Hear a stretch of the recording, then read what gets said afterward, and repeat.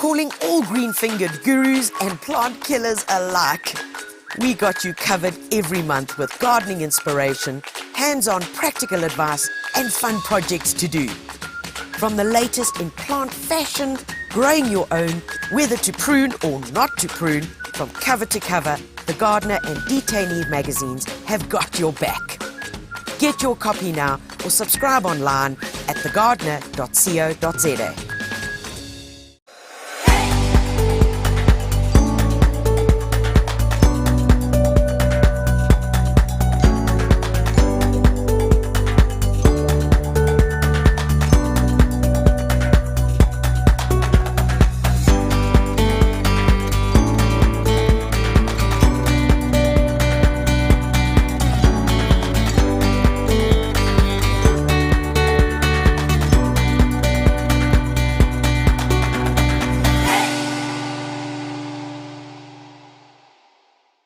Gardening with Tanya is proudly brought to you by Gardena. Realize your gardening dreams. The Gardena and Detainee magazines. And TanyaVisser.com for all your gardening goodies and supplies. Good morning, everybody, and welcome to Facebook Live. It's 11 o'clock on a Thursday. I hope you've got your snacks, that's your snacks ready, your cup of coffee or rooibos tea or whatever your infusion might be. Even if it's a Red Bull, I'll forgive you. Good morning, everybody, and welcome. It's so good to have you with us. It's a glorious day here in KZN. I mean, super glorious. May days are fantastic. Yes, we did have a bit of a hailstorm in between, but I'll forgive the big man upstairs for that, because I guess I had some more lessons to learn, like we all do. Yeah, I'm like, okay, I'm on my knees. I've been praying. What else do you want me to do, big car? But yeah, that's the way it goes. Anyway, I'm dressed for the topic today. We're talking about ferns. Ferns, whether you call her Laverne or whether you've got a name like George for your fern or some other name like Martha, I don't really know. A lot of people give their plants names, and yeah, that's a thing, hey? That really is a thing. When we think about ferns, we think about our grandma's stoep, because she always had a fern there and it always looked amazing and we're so jealous. Like, why didn't I ask her what she did? How did she get it right? But guys, that's what we're here to learn today. We're talking about ferns. It's a great topic. It's a big topic. It's a big topic. So we're going to be scratching the surface today, but most importantly, we're going to be going through the do's, the don'ts, how you kill them. I know, we've all killed a fern. I know, it's enough. We've all killed a fern, but it's okay. We're going to get you through this journey. New plant parents, new garden moms and dads, we're going to get you through this. But first of all, let's see who's online, and let's say hello, guys. Viz is here from Durban. Yes, it's gorgeous. It's gorgeous today. Henriette, good morning. Renata is here. From a sunny PE with no wind at all. Well, hallelujah for that. Madison is on. Morning, Maddie. You're going to learn about ferns. Aha. Teresa, Jackie's here. Green tea, Jackie. I'm very proud of you. You know, I tried to drink green tea. It like caught me in the back of my throat. Can you see, like the memory recall? It's coming back. It's like this. Okay, never mind. Okay, we're not going to make those noises anymore. I promise, but I couldn't help it. Mandy, good morning. Tessa, good morning. Gosh. Oh, and here's the bee coming to say good morning. Morning, Baba. Morning.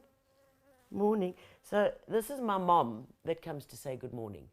Every morning, there's a bee. Whether I'm sitting on the veranda having my cup of coffee, or whether we're in studio like we are, or whether I'm even at my desk in my office, a bee comes in to say good morning every single morning, somewhere between when I wake up and like 10, 11, there's a bee that comes by, and that's my mom, and she's come to say hello to me. Yes, because she also had nice ferns. Yeah. Anyway, all our moms had gorgeous ferns. Okay, anyway, morning, Mom. Morning, Mom. Let's see who else is here this morning. Teresa, good morning. Neville, good morning from PMB. Oh, Jackie's on a detox. Ew, I get you. Yes, I do get you. The strange thing is, okay, the bee's still around. I am highly allergic to bees. Like, highly. How can a gardener be highly allergic to bees? Like, really? Like, I'm meant to carry one of those EpiPens. You know, those things that you see in the movies where they go, normally into their thigh, like through their rugged, dirty jeans. Okay, mine normally expires, and so luckily our hospital's quite close by, but never mind. But funny enough, strangely enough, even although I am allergic, I've never been stung in the garden. How weird is that? You working in the garden, in amongst the salvias, the lavenders, where there are bees galore, the borage, and yet I've never been stung in the garden. How weird is that? Normally in the most random times, but there we go. Kathy from Grahamstown, good morning. Wendy Peterson, good morning. I saw there was someone on here for the first time who's only been watching our YouTube channel. And remember, our YouTube channel is called Garden Tube. Where are you? I want to see where you are. But welcome. I want to find your name. Help me find the name, please. Someone whose first time that they're watching. Where are you? Where? Oh, Jackie with the T. Oh, Jackie with the green tea. Oh, this is your first time. Welcome to Facebook Live. Michelle, good morning. Elka from Lakeside. Serena, good morning. Geez, guys, there are loads of you here. Mwah, mwah, welcome. I want to give you a drukkie because today's a good day. I don't know. I think I've kind of come out of the slump and the crying and the howling over hail damage and all of that. Anyway, our open gardens is like, how many days away? 7 days, 8 days away? 8 days away till we invite you into our home and into our garden. And I really am looking forward to meeting you guys all. Remember, always come with your masks. There's lots to see, lots of yummy goodies to eat. Yes, eat your way through the garden. And I really can't wait to catch up with all of you. So let's get going. Morning, first timer, rather drink green tea in capsules. I love this advice that I get. I love this advice from you guys. Okay, guys, so let's get going. Remember, we start off every program with the Dirty Spade. And the Dirty Spade, guys, is where we ask you to send in your videos, your pictures, your voice notes, plus pictures on what you did based on last week's topic. Okay, now last week's topic was, or the week before, was on frost. How to protect plants, how you can get around it, hints and remedies, and what you were doing to protect your plants against frost. Now this week's obviously is on ferns. So guys, please don't send me a picture of your dirty spade. It's called the dirty spade, you know, like dirty spade. Okay, it's like your secrets. What are you sharing? So please send us your videos. Don't be shy. Put it on video. Point, mik and druk. You know, these phones are so clever. They can actually cook dinner for you. I've tried it. It hasn't worked. Anyway, they really are smart. All you got to do is just push video, record, walk us through your garden, show us what you're doing, show us your favorite fern that's called Laverne. Share that with us next week, because remember, up for grabs is a 650 Rand gift voucher from my online store, tanyavisser.com. So don't send me a picture of your dirty spade, okay? I get very, very, very upsetted, because then I can't give away prizes, and we want to give away prizes. Okay, but this week, from last week's live, which was the week before, I keep on saying that, Tanya, get it right, from the live 2 weeks ago was on frost, and let's take a look at the dirty spade.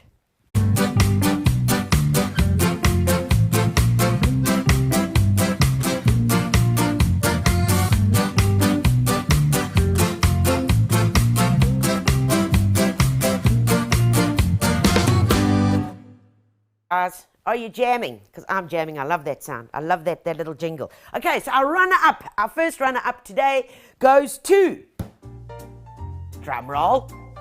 Where's the drum roll? Oh, we didn't have the drum roll. Anyway, never mind. Guys, our runner-up goes to Zelda. Zelda Val, well done, and thank you for sending this in. Very interesting, Zelda.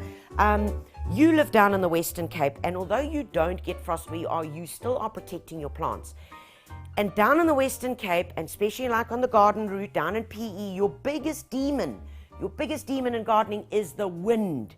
It's all about the wind, and if you do not protect your plants from the wind, much like frost, they are going to get really hurt and damaged. So Zelda puts hers under the Coolaroo shade, okay, under one of those shade cloth things that you get, you just hook it up, round the side of the house where they are protected from the wind and from the cold, because it does get pretty cold and wet down there, and you've had lots of rain. It has sauce.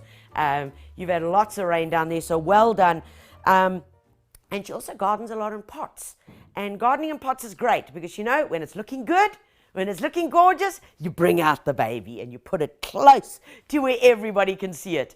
Guys, our winner for this week, our winner undoubtedly, guys, take a look at this. Give me a drum roll.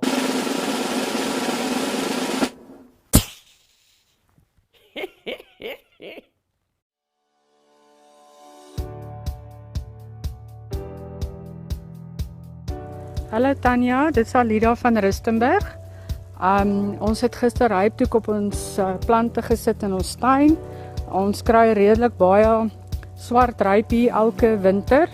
Ons het hierdie winter na jou live feed op Facebook gekyk en ons het besluit om ook ryptoek op ons plante te sit.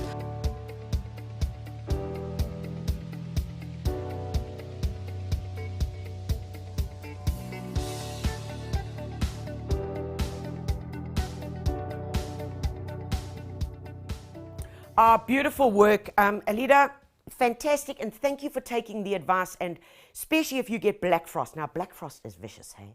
Vicious, vicious. I mean, when black frost comes, the cell walls actually expand, break, burst, okay? And the plants, there is no recovery from them. They are, I've seen clivias reduced to like pulp, like gooey mess.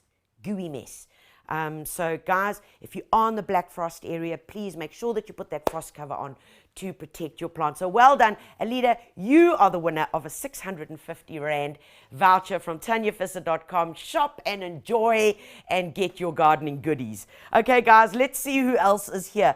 Delian has joined us. Catherine, Durbanville Garden Club rules. Oh, yes, I was at Durbanville Garden Club. I loved that day. It was Durbanville Garden Club, eh? Yes, and you gave me that beautiful, you made that beautiful, what do you call it, a mosaic. That's a mosaic with thin pieces of glass, and that each little piece of glass then formed my two little bubbas, my late little Holly and my Gracie child, and it sits in our cabinet with the light shining down on it, and that was very, very special. So, sure, yes. Suan, is that how you say it? Suan May? Very nice name. I'm happy to find this page. First timer. Shan Lee, good morning. Hello, Shan. Alicia's here. Victoria's here. Yo, guys, there are lots of you online, so let's get going. All right, I'm going to get rid of this, and I do it like that. Boom, there we go. Oh, I didn't even hit anybody. Damn. Okay. Guys, we're talking about ferns, and like I said, it's a big topic. And where do we fall in love with them? Well, I think it's just natural. We all just fall in love with them. Let's go back a little bit, and how did it all start? Well, ferns have been around for more than 350 million years. 350 million years. The species, that's from the Devonian period. That was like dinosaurs, when there was just those big guys walking around, doof, and there weren't even flowers then. There were just plants with leaves, okay, because most of the dinosaurs were vegetarians. Funny that, hey? Now the vegans are all around us, yes. Anyway, I got a cousin, and her name is Gemma, and I introduce her to everybody. Hi, this is my vegan cousin Gemma. But we have the standing joke. She's fabulous. I love her to bits. Okay, the species that we see now, which are surrounding me all over here, the species that we see now, which are generally around, were formed like just the other day, and just the other day is 145 million years ago. They're one of the largest genus of plants, one of the largest, with over 15,000 named varieties. hold your breath. 15,000 name varieties, which is why books have been written on them, naming them, explaining them, which you will simply just never be able to get through. But this is one of our books that we like to, and you can see all the sticky notes, because that means, oh, we've got you, we've got that baby, but will we ever get them all? No, probably not. It's one of those lifelong gardening journeys that we seek to find and accomplish. So in the last 145 million years, like I said just yesterday, all of these ferns have emerged. There are over 15,000 varieties of them, over 40 families. 40 families. Okay, so 40 families of plants. They're words like, and these are the families that they belong to. Like I have a Visser family, that's my surname. There's families like Cyatheaceae, Divilidaceae, Browniaceae. Yes, I love it when you speak foreign. No, cappuccino, no macchiato. No, those are coffees, dear. Those are coffees. So those are the families, the big thing that they all belong to. And then off the families shoot all these other ferns. Pteridaceae form all the terrace ferns, which I'm going to speak to. Cyatheaceae form a big genus, a big family of which all the tree ferns belong to. So that makes, does it make you understand the lineage, okay, of how it all happens? And they all have different characteristics, they have different aspects to them. And the most amazing thing about ferns, it's one of what they call the continental plants. Why do they call them that? Well, that's because you can find ferns growing in the Arctic. Arctic ferns, yes, in the snow, where it's ice, for almost 364 days of the year. True story. Through to the tropics of Thailand, through to the mountains in Japan. You can find ferns on every single continent. But probably the continent that is most well known for them is New Zealand, where one of the largest ferns, which is actually a tree fern, exists that reaches over 20 meters in height. 20 meters. And it doesn't have leaves. Well, it does have leaves, but before the leaves, the stems have turned into a hardened trunk. Okay? That hardened trunk doesn't have bark. It's simply modified leaves that hold the structure up. It's incredible. It's actually incredible when you start looking into how they work and what they're made of. And ferns around the world for different cultures mean so many different things. For the Victorians, of course, quite pious, for the Victorians, ferns represented humility. Yes, and sincerity. But mind you, when you watch some of these these programs that are set in the Victorian times, they were such etchers and they were such backstabbers that I don't know where the humility came into it. But anyway, in Japan, a fern in your home is a sense of looking to the future, of families. The Maori consider it new life and new beginnings. So in different cultures, there are all sorts of different reasons why we have ferns. Ferns are also edible. Fern fronds can be eaten. Okay, stand back. Don't run off now and go and chomp your fern. No, they're generally lightly fried. Okay, lightly fried in a bit of butter, or sometimes they boil them and make fern tea. But please do consult a book like this before you decide to go and chomp on any of your ferns. Okay, you know what I'm saying, right? Okay, more about ferns. The Greek word for fern means feather. Okay, that makes sense, feather, because their leaves look like feathers. They're soft, they're dainty, they're graceful. And there's that thing about our grannies, because every granny stoop had, Mason, come and look at this one here, had one of these. Come on, every granny stoop had one of these. This is probably one of the most widely known ferns. It's called a Nephrolepis, and it's what we call granny's fern. It's soft, it's feathery, it's beautiful. It is just gorgeous. And it's abundant. And there were stories that our granny used to give her tea bags, that they would sometimes, after the 40s or 50s, give it the pill.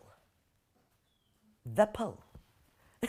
Come on, you've all got stories of what your granny fed the ferns. Yes, some would give it half a disprin. Where all those things come from, I have no idea. But you know those stories because my granny was one of those people.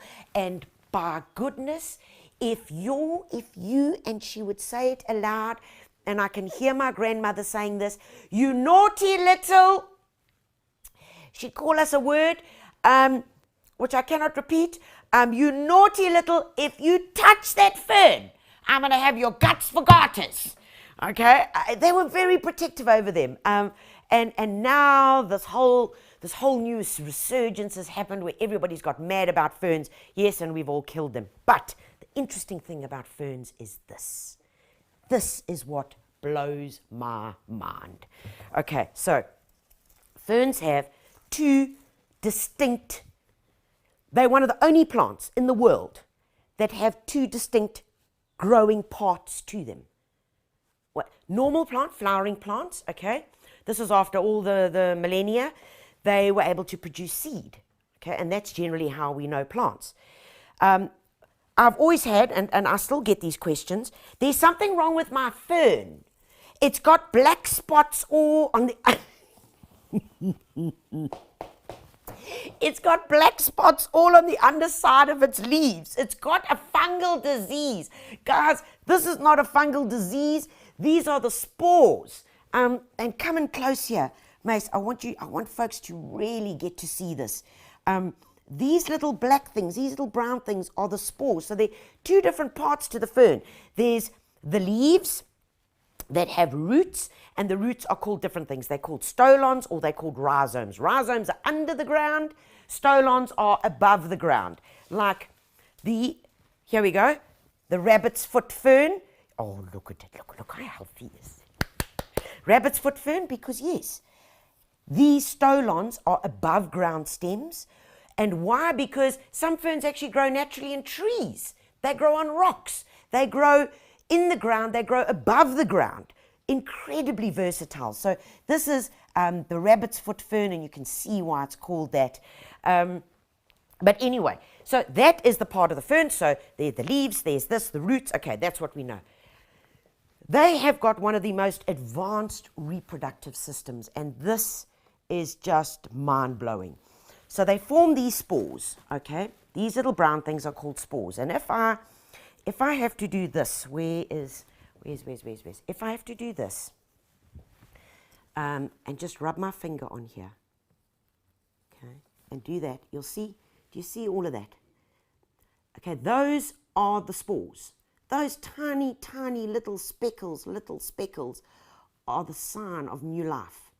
Because what happens is these little brown things dislodge themselves from the actual leaf. So as they mature, they then dislodge themselves and then they fall, or they get dispersed by wind. And we normally think of ferns growing near a little stream or a forest, a fairy forest. Yes, that's what we think of, like walking in the beautiful Knysna forests where you see the ferns and you just expect to see a little kaboutertjie sitting around the corner saying, how are you doing? You know what I mean? But anyway, these little spores then fall and they then get taken and they find a spot. Wherever they settle, this is where the magic happens. As soon as there's a bit of moisture, so they need moisture, that makes sense because in all parts of the world where they grow, and whether it's even on a rock, that moisture could be in the form of just a rainfall or some dew. It's a tiny, you've seen how tiny this little spore is. There's a drop of water that lands on it, and there has to be water. Water is the secret ingredient. In that spore, there are male and female parts. And that spore only has half the chromosomes of the adult plant. Okay, now pay attention now. Half the chromosomes. So you've got the male and the female. The male sperm has to get out. He has to swim across that little droplet of water. Swim, and he's got to find the female. When they join, okay, the two halves, they then put together and they form the complete chromosome makeup of the adult plant. Oh, insane. They then form a blob. That blob, literally of dividing cells, is called a gametophyte. it's just like a green blob. It doesn't even look like a fern. It doesn't. But until they've joined, only then do they have the full chromosome set to form an adult. That's when cell reproduction takes place, and they then start resembling the adult form, mom and dad. Isn't that amazing? It is fascinating. The reproduction of ferns is something that has fascinated me forever. There are people that try it. There are companies that specialize in it, and they specialize it, and they hold their secret so close to their heart as to how they get them to reproduce from the spores, because you've got to have the perfect conditions. Is absolutely fascinating. So that's the bottom line. That was the quick sex life of ferns. Okay, that was called 101. But there's another way that ferns reproduce, and come and have a look here. This is a terrace. This is Adiantum. Adiantum is part of the genus of the bird's nest, not the bird's nest fern, of the maiden hair fern. Okay, the maiden hair fern, which is this one, Adiantum. Okay, we all know this one. This is the one we kill the most. Ha ha! Yes, Adiantum. Okay, and what it is, come and look closely. They, look, whole little babies growing off its leaf. Entire little babies. Isn't that amazing? Okay, now these, as they mature, they detach, okay? Or you can literally just detach it as this starts losing its brownness. You take that little guy off, and look here, there it is.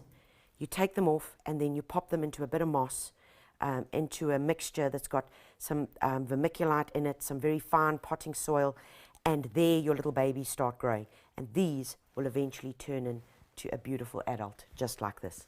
Isn't that insane?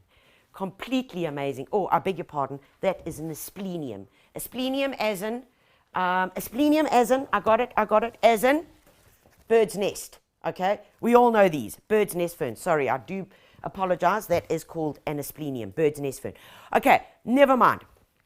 So those are the different ways, beautiful little bubbas that you can then grow on. Probably the part of ferns that mesmerizes us the most is this over here. I mean, isn't that just spectacular? These over here, this is the uncurling, and this is from a tree fern. And look at that, that's from a little fern out my fern garden. Guys, that phenomenon of the leaves uncurling, well, first of all, that curling, they're called a crozier, Crozier, a crozier. And when it then unfolds, we call that circinate venation. So circinate, circular, venation, leaves. Okay, does that make sense? But I think this is the part that we all get absorbed into, where we literally just get taken away into another world. And we think of ferns as this other world. When I see a fern growing, I just think of Avatar. I think of that beautiful movie. I think of cleanness. I think of fresh air. I think of crisp, clean water. And in fact, some ferns are known to remove toxins out of the soil. And they're used for different reasons. So whether it's for growing them for commercial purposes, or to use them to remove benzene out of the soils. Very, very interesting. But this is the part that probably all of us amateur photographers along the way have all photographed. Okay. But the point is, we all want ferns, we all try to grow them, we all want to keep them, and we all want them not to die. Okay, so let's go through what can happen. Oh, and by the way, ferns are also, come and have a look here. Ferns are also beautiful for their leaves to make this. You know, you can take your own journey. They work beautifully as pressed flowers, pressed leaves. Look at them here. This is the rabbit's foot. And you can hold moments in time right here. But isn't that spectacular? Isn't that spectacular? I think there's something about the symmetry. There's something about that just takes you away into another world. It certainly does for me. Okay, right. Let's get going. So, number one. 30 minutes have gone. I need a sip of water. Okay. Oh. What can go wrong? Number one, when you think about where ferns live, they're normally in forests. Most of the ones that we have available to us are generally forest dwellers, so they don't like wind. They don't like breezes, gale forces. They don't like air conditioning. Because why? Because it dries out the plant. They don't like it. So don't put it in front of your Samsung, ne? Okay? It's going to dry the fern out and it will die. They don't like fans and they don't like strong winds. Do that and you are sure to make sure that your fern will die. If your fern is looking unhappy, the last thing I want you to do, please, the last thing, I repeat it again, the last thing I want you to do is, maybe you need a bit of light. You're looking so sad. Let's put you outside to get a bit of sun. You take the fern out, you put it on your veranda, or you put it outside because there's a bit of soft rain and you think, I'm going to leave you out there. You forget it out there the next morning when you're off to work, and hi caramba, you come back and it looks like a exhibit B crinkle cut chip. I mean, look at this poor darling. It is like needing mouth to mouth. It's needing to get put on a ventilator. It is not happy. And that is how we kill ferns. Okay, we kill ferns because we do not water them enough. And that is what I'm going to talk about. Soil mixes, how to get that right. But hi caramba, most importantly, it's position. It's much like buying a house. Position, position, position is important. And if you can get that right, your fern will be entirely happy. So what is the ideal position? Ideal is well lit. Well lit, not direct sun. Okay, some, when I'm talking about tree ferns, yes, they can grow in direct sun. But when we're talking indoor ferns, your indoor ferns generally like lots of light, okay, but not direct sun. So early morning, say, in your kitchen, where there would be some early morning light, that light is still gentle, so it's fine. But that afternoon, those afternoon rays that come in, and just when that sun just kind of hangs, and it hangs and it hangs, those are the ones that can be really harmful to your ferns. Okay, don't take it outside for a little walk. Or let's change of scenery. Well, how are you feeling, Martha? You want to go for a walk? No, leave it where it is. And if your fern is happy, do not get an itchy and want to move it somewhere else. Leave it. That's why your grandmothers were so pedantic, and that's why the only thing you can remember a lot from your grandmother is where that fern was, because your entire childhood it was in the same place. Yes, because it was happy.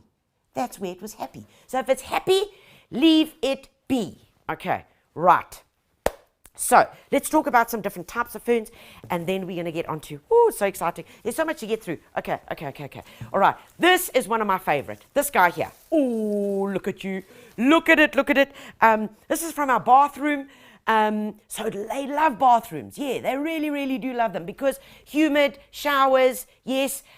This is called a Phlebodium. Oh, it's got a terrible name, but never mind.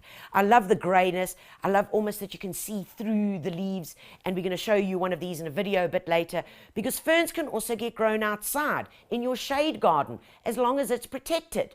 Okay? This is also, look at it. It looks like a big maiden hair fern. Look at the size of these leaves. Oh, and look at all the spores. Look underneath. Those are all the spores. This has got a terrible name. I can never remember it. It's called Hemonotus. Heminotus, okay? It sounds like a hemorrhoid. Hemonotus, okay? So this is that guy over here. This, of course, we've touched on already, is the rabbit's foot fern with its beautiful stolons that kind of crawl along, beautiful in a hanging basket. Okay, other ones that I'm going to show you very quickly is the leather leaf. The leatherleaf fern, which is this guy over here. And it's known as the leatherleaf fern, or it's also known as the 7-day fern or die 7 jaar. It's got lots and lots of different names. We normally get this in cut flowers because one little frond, and that's what they're called, fronds, can last for 7, 12, 14, 21 days easily in a vase. Quite leathery, one of our indigenous ferns, and really, really incredibly tough and difficult to kill, okay? Generally, the more rubbery the leaves, they are to texture, as opposed to, where is my maiden hair fern? Where did I put it? Here, as opposed to your maiden hair fern, which is this one. I mean, you can see the difference here, guys. This is very soft, very gentle, very delicate. So this guy is going to be much tougher than this. So if you're a beginner fern grower, fern parent, try and work rather with something like this, with the Phlebodium. Others that are very easy to look after are the terrace. Now, terrace, I love terrace because there are lots of indigenous terrace ferns.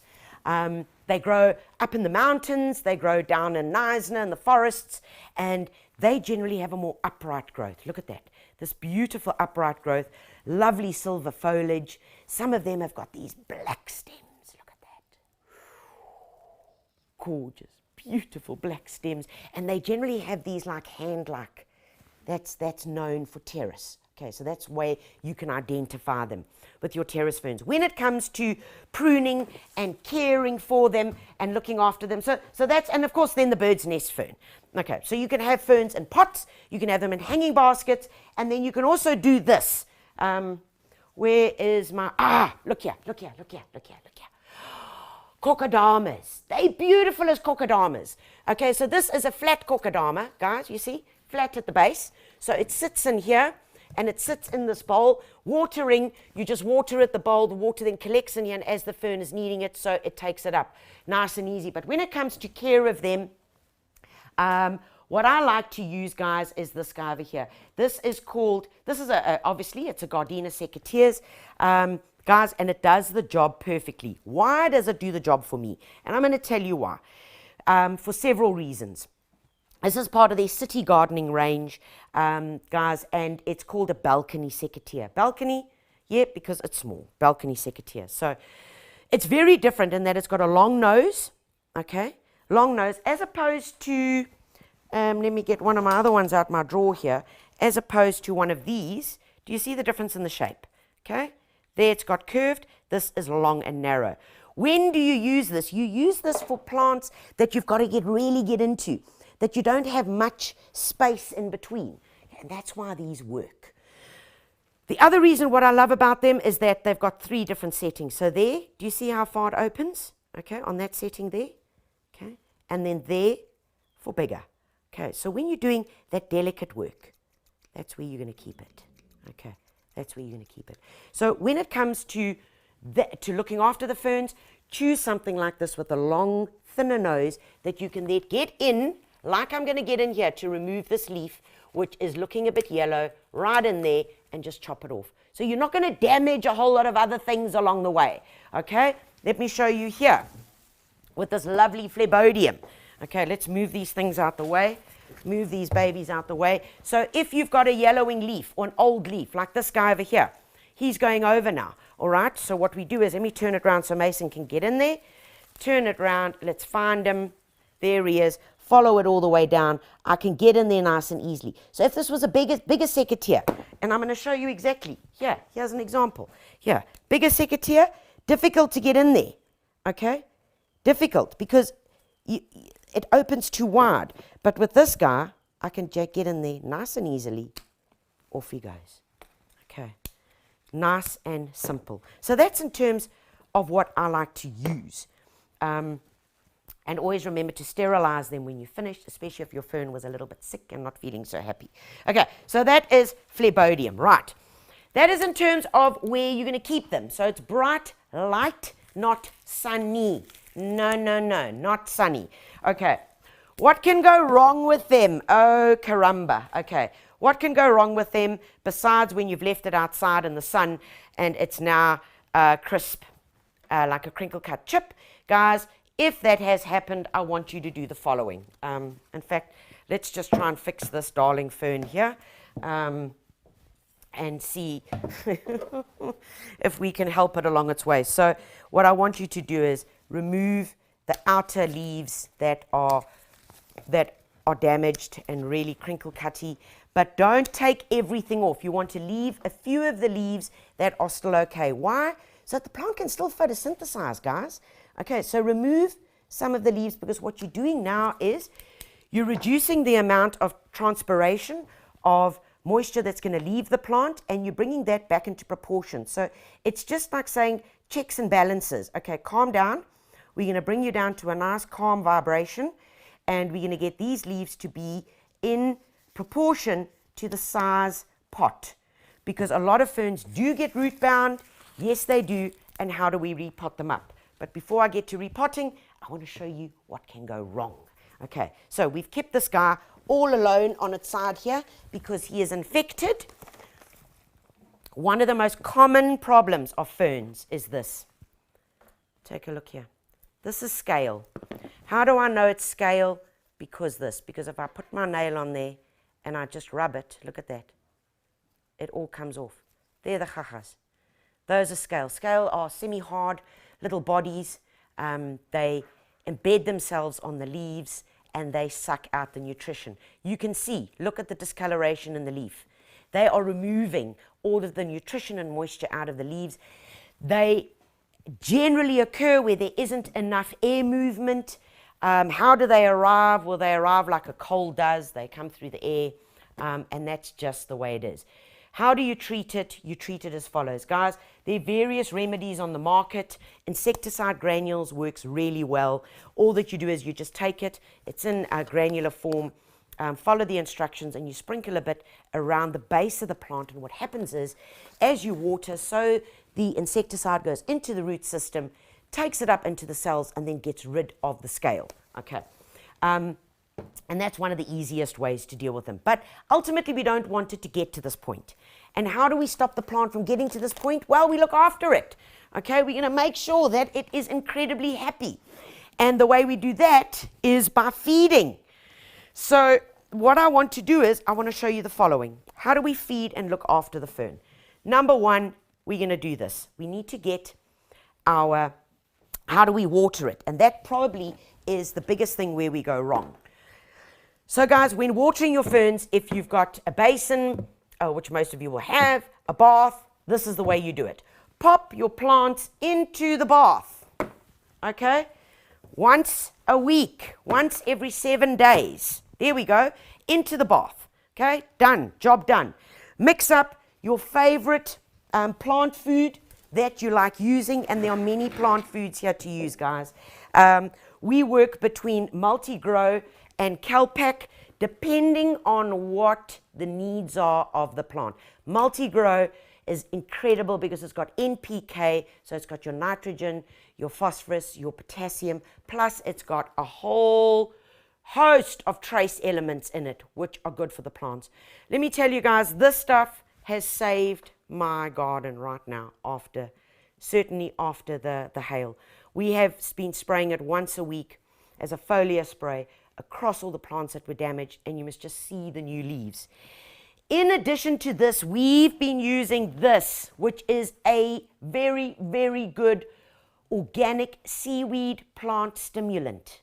Okay, plant stimulant, growth stimulant. So this literally says, wake up guys, it gives it all the nutrition. It's like getting a bit of a vitamin B12 injection, and you run around like a little Duracell bunny. Okay, and it works. It works. So what you can do is you can do a cocktail of this and that together. Okay, so you can put them together, and all you do is dilute it into your watering can. This will be a capful. Okay, I very rarely measure actually, because with these organic products you can never add too much. You can never. Pop in some of this. There we go. Give it a good mix. Give it a mix. Okay. And then in it goes. So imagine this is in your bath. You're not in the bath at this point. You've put your ferns in there and you're giving them a beautiful, glorious water. Water the leaves as well, guys, because remember, dust collects on them. Water the leaves so that you can get off, and as you're watering the leaves, so you're actually foliar feeding. Okay? So we're giving them a really good soaking, guys. This is therapeutic. Do it. Okay? You're going to do that. Water it all the way through. Okay, water it till it is pouring out the base. There we go. Can you see? It's pouring out the base. Beautiful. And then leave it there. Leave it there. Go away. Go shopping. Go do something. Go and do something else. Just leave them there. Leave them there for about half an hour. What they're going to do now is they're going to suck up that nutrition. They're going to take up more water and hold it, because that's what ferns strive for and want the most, is that constant moisture.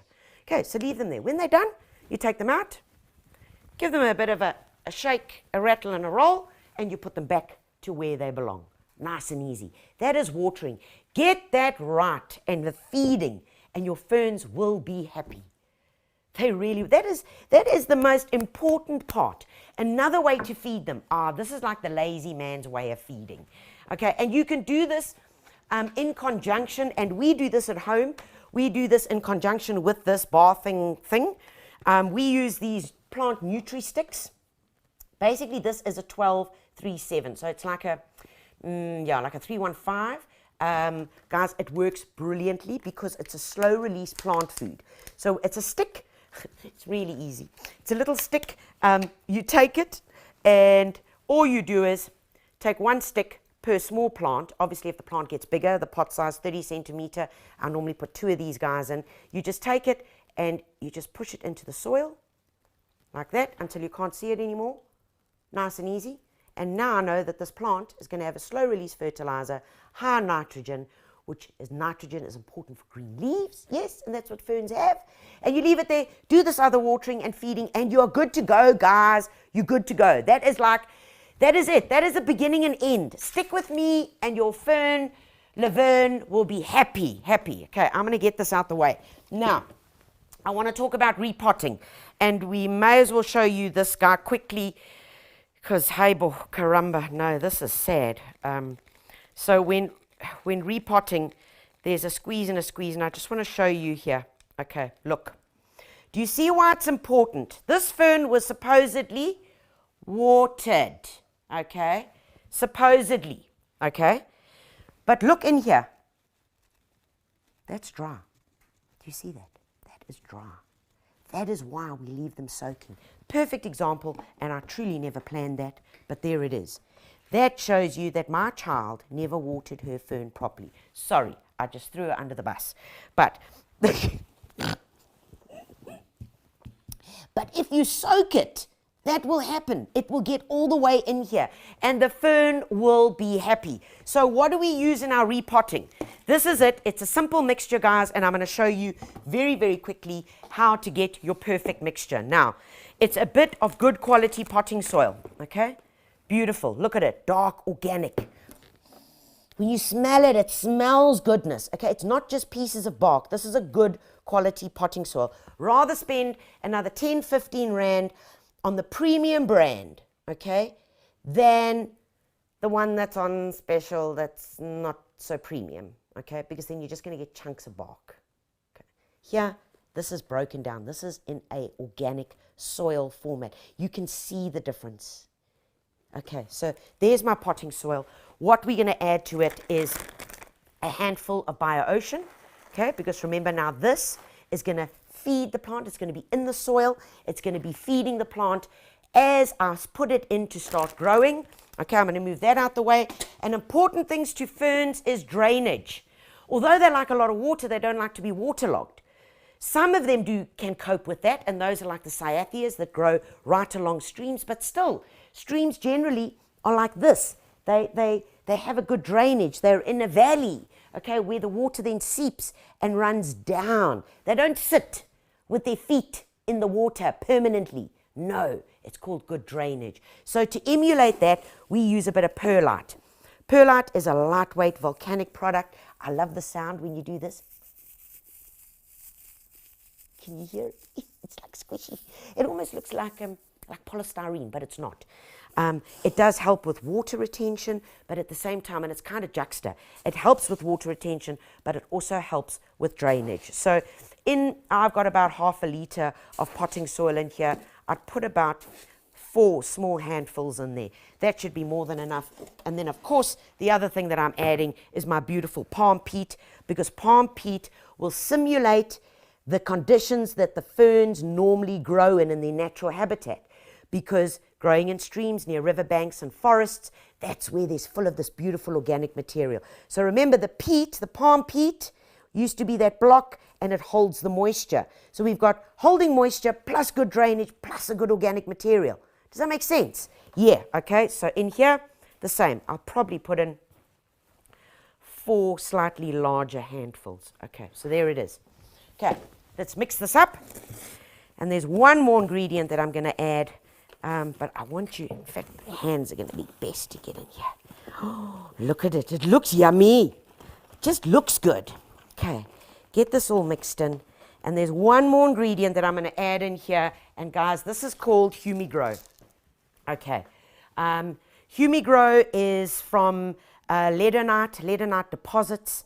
It's full of carbon, full of organic matter, old, ancient organic matter. And these come in little pellets, and you just want to add a little sprinkling in there. It helps with plants that need a good nutritional basis. What it also does is it helps to release nutrition. It helps to hold nutrition in the soil. Plus, it helps your general structure, which is so important. If I had to take these little pellets and pop them into some water and stir it around, you'll see this beautiful brown look goes about the water. And that's the carbon, okay, that is in there. The last thing I always add, and especially if you're going to be planting your ferns out in the garden, especially because generally if you're planting them in the garden, it's going to be under big trees. Under big trees, there's going to be competition for the roots. When there's roots, there's competition for moisture, okay? Because the big tree's obviously going to win, like he's the big guy, okay?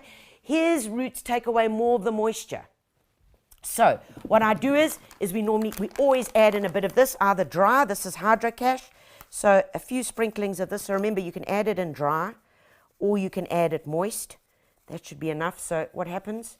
Look at that. Ooh. Okay, a lot of you have seen this, but I'm sure there are a lot of first timers on here, so I do want to show you. You just add water to it, and I want to show you what happens to it when you've added water to your hydrocash, and you really don't need a lot. While I'm mixing this up, we'll wait and see what happens here. There we go. So we mix this up, and guys, this is your mixture. Look here. This is your beautiful mixture. Can you see that? There's the perlite. It looks good. It's got the organic material in it. It's got the palm peat in it. It's got the perlite in it. It's got my hydrocash, which is going to, oh, look what's happened. Oh, look at that. Okay, can actually tip it over. And it doesn't come out. That, all those little granules, that dust that I threw in there, has absorbed all the water, all the moisture. So when the plants need it, when its little root hairs are in there, it's going to suck this moisture out of the gel and feed the plant. Okay, so that is the beauty of this amazing hydrocash. Fantastic product, guys.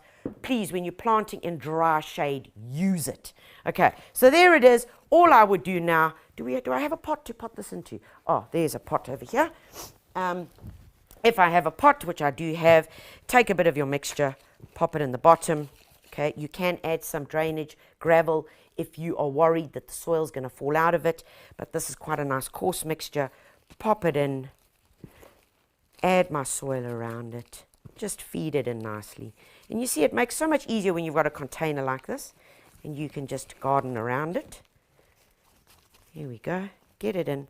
Don't bury it much deeper than it originally was, but just a wee bit. Okay, give it a good little bit of a knock, and then down here, pop it in to there, and we're then going to give it a good watering.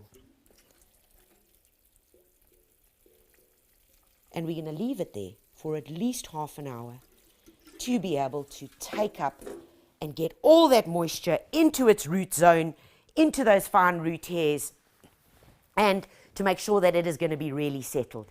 And that, my friends, is a great combination of how you can look after and repot your fern. Okay, what haven't I touched on? I've I've got ahead of myself here. What haven't I touched on? Right. Okay. No, right. We're not going to go there right now. Guys, okay, so we've touched on the various types of ferns. I'm getting way ahead of myself here. I'm getting too excited right now. I just want to go and plant up a fern garden.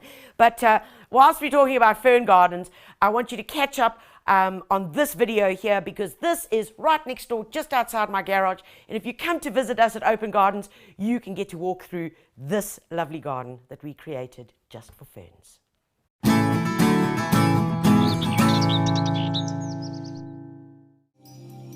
If you're looking to create magic in dappled shade or a deeply shaded area, then ferns and plants like bromeliads should be first on your list. We all have a favorite spot in our gardens, and undoubtedly this is mine. It was one of those sections of the garden that I actually didn't know what to do, because it was kind of behind some trees. It was a bit neglected, and I then fell in love with ferns and bromeliads and houseplants that had kind of overgrown and overstayed their welcome indoors, needed a space to go. So what better way to deal with them than to put them under this awesome shade? They love it, because remember, most houseplants actually come from jungles where it's very deep shade and they're large leafed, normally quite attractive because they don't have a flower, so they have attractive leaves, because that's the way that they attract their pollinators. And believe it or not, in a garden like this, where it's mainly foliage and textures, you can still get as gorgeous an effect as a garden full of flowers. So once you've got your main plants established, which I kind of just happened to stumble across, we've added in some tree ferns, some beautiful leafy dracaenas.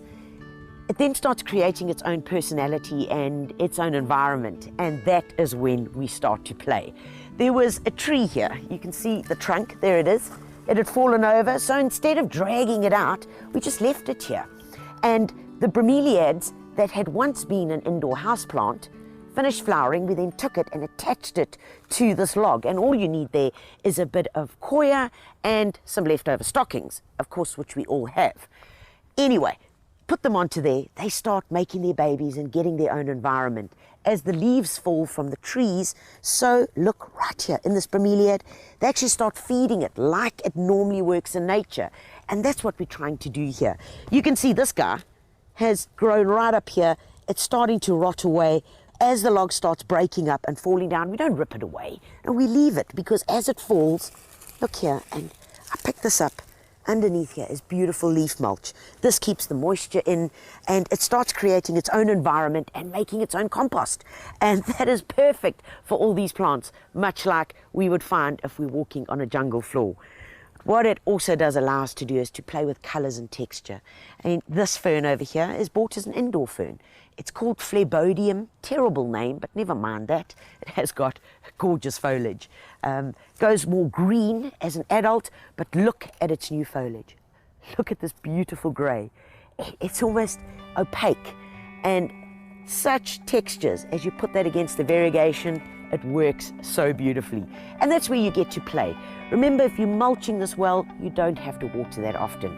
But you can put plants in here which then can adapt to their own environment and really create their own life cycle right here.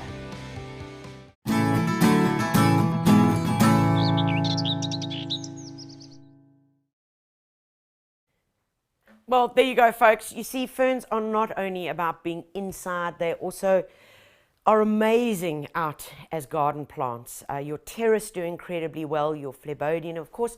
Our most common one that we all know, which is the tree ferns. They do so beautifully. Now, there's another fern that many of us talk about, and many of us have bought, and many of us have also kind of led it to a very slow, painful, dreadful, humiliating death. And that is the Staghorn, which is a type of fern as well. This brown on the back is where its spores develop, okay? There it is over there. And one of the most frequent ways that we see them is being attached to a log like this. Now, how do you water these guys? And how do you attach it? Well, the best way to attach it, if you're buying it and if you bought it in a pot, because most of us at garden centers will end up buying it like this. So here comes the fern and it's in a pot. Well, it's like not like exactly the right place for it. So you take it out the pot and you attach it to a piece of wood, just like that. Attach it to a piece of wood, and what we normally do is we take a bit of the palm peat, we put the palm peat there, okay, and then we put the plant on top of it. Okay, put the plant on top of it, and then we take my very unused knee-high stockings, and it must be knee-high, no, I'm joking. Take your knee-high stockings, and then you tie the stockings around the plant to attach it to the log. Okay, and that helps. When you're watering this guy, one of the best ways to water it is simply to take the baby, like we showed you, with the tub and dunk it in there and leave it there. Leave it there for half an hour. Let it absorb, because look at all this fibrous membrane here that it needs to soak up. Another question I'm always asked is, what about bananas and pajamas? Well, look here. This was a banana. It was meant to make banana bread, but it never got there. So now that it's not going to bananas, you know, bananas have that smell. That smell. Okay, that smell is known as ethylene. Ethylene is actually a growth stimulant, a plant hormone. It's a plant hormone that's naturally found, and it stimulates plant growth. And one of the best ways to feed your staghorns is to take your banana, and all you do is you just pop it in the back there. Okay, pop it in the back where it can then hang up. Bananas in pajamas, it's hidden away. As you're watering it, this banana will just break down and give the staghorn everything that it needs. Okay? It's nice and easy, guys. It really, really is nice and easy. And folks, that really is the very, very quick 101 of ferns. But before I get you too excited and get you only focusing on ferns, guys, here are your jobs for the weekend to make sure that you are staying up to date with what you should be doing in your garden right now.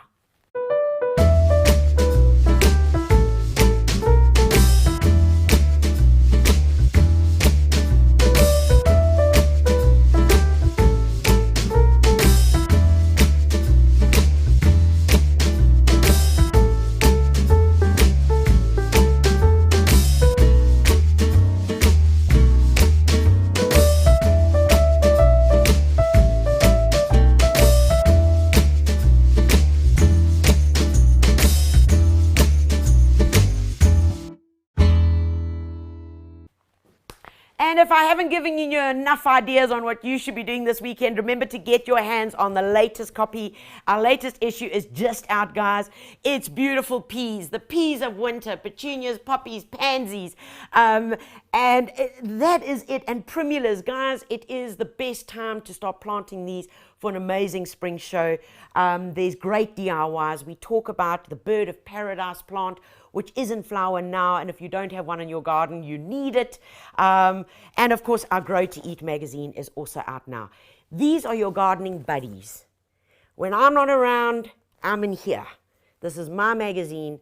This is what we do. My team put together amazing, amazing content that will keep you up to date, knowing what to do every week in your garden. Please subscribe. Go to www.thegardena.co.za.